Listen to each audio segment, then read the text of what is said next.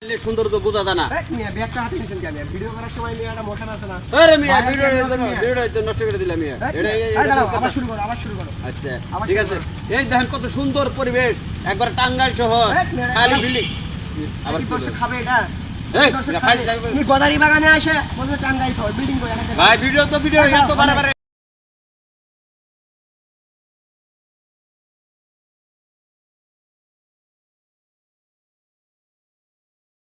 হবে না, ভিডিও করা যাবে না, এত বারে এটা ভাই নামে করা যাবে না। আচ্ছা আবার শুরু করো। প্রথম থেকে শুরু করো।